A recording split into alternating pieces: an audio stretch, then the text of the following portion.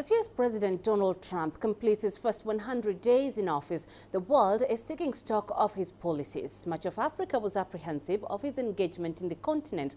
But 100 days in, and Trump is signaling a shift in policy from his predecessor Barack Obama. Robert Nagila has more.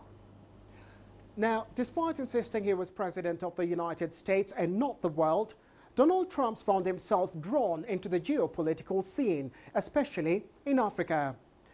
On Libya, President Trump has made it clear America will not have a direct military role in stabilizing the country, but focus more on ISIS. But in Somalia, the US has deployed 40 troops, signaling a shift from past policy on boots on the ground. Now, President Trump has also given the military wider authority to conduct airstrikes in Somalia. Now, the US Africa Command says the deployment is for training Somalia's army. In South Sudan, the US appears to be hardening its position on President Salva Kiir's administration. On Tuesday, US Ambassador Nikki Haley urged the UN Security Council to impose an arms embargo and additional sanctions to pressure both parties to end the civil war. And in the Central African Republic, after 6 years, US Special Forces began pulling out on Wednesday, bringing to an end the hunt for LRA warlord Joseph Kony.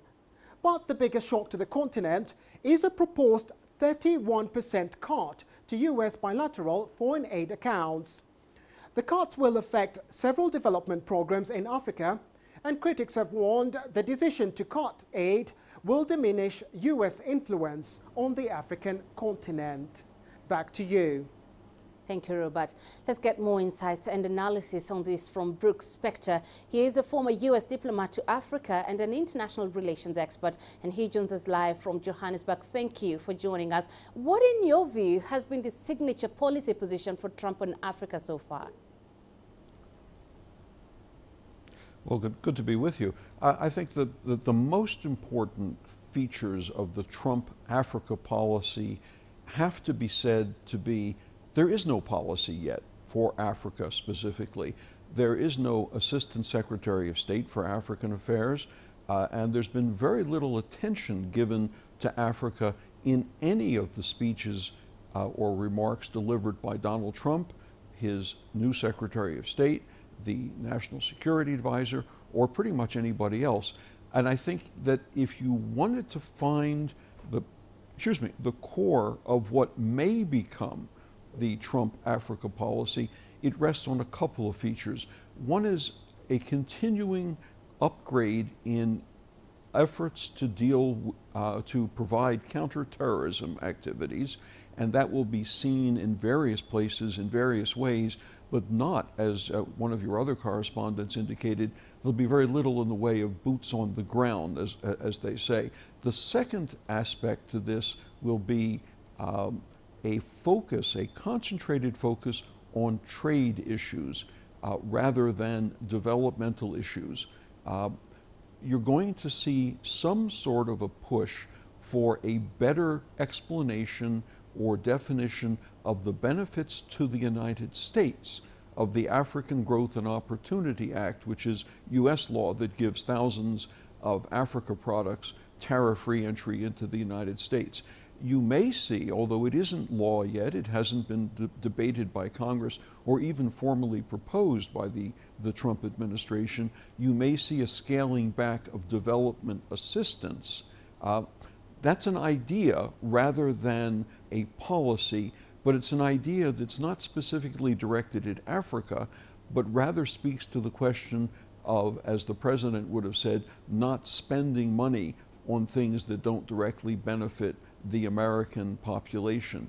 A key feature of that, therefore, becomes an issue for African politicians, African statesmen, and others interested in Africa to demonstrate that development assistance delivered to African nations has a positive benefit to the United States in terms of continental economic growth or increased political stability. But that case hasn't been made yet because real proposals have not yet been offered. I think in sum then, what I'm saying is that we do not yet see much more than hints and whispers of what an Africa policy under the Trump administration's actually going to look like. Now, Trump has only been in office for 100 days so far. How do you expect his foreign policy to evolve in the coming days, especially with regard to Africa? Well, as I said earlier, I'm not sure we're going to see a lot of focus on Africa as Africa. I think we're going to see more focus on transactional issues as they relate to trade. We're going to see more interest on U.S. expenditures as they relate to government expenditures, either benefiting or not benefiting the American population. And you will see a continued focus on counterterrorism, because that has been a fundamental keystone of the Trump idea while he was a candidate and once he became president.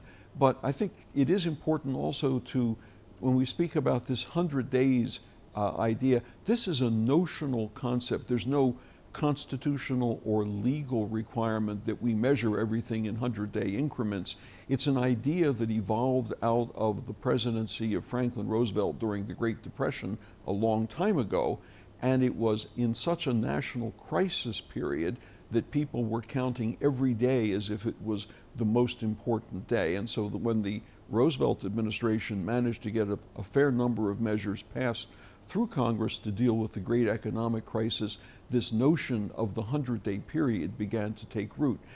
In the case of Donald Trump as president, he has been on an extraordinarily steep learning curve to become president.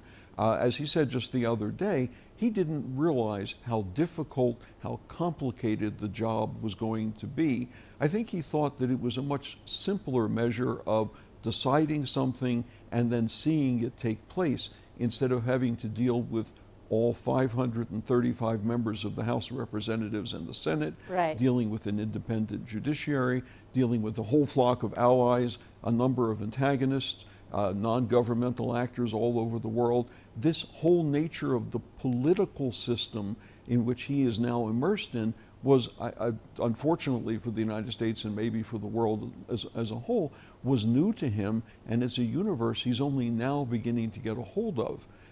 That has good aspects in that it speaks to the idea that he can learn and his team will get a firmer grasp of it. But in the meantime, we have the unedifying spectacle of policy confusion on a place as critical as the Korean Peninsula. Either we have aircraft carriers going there or we don't.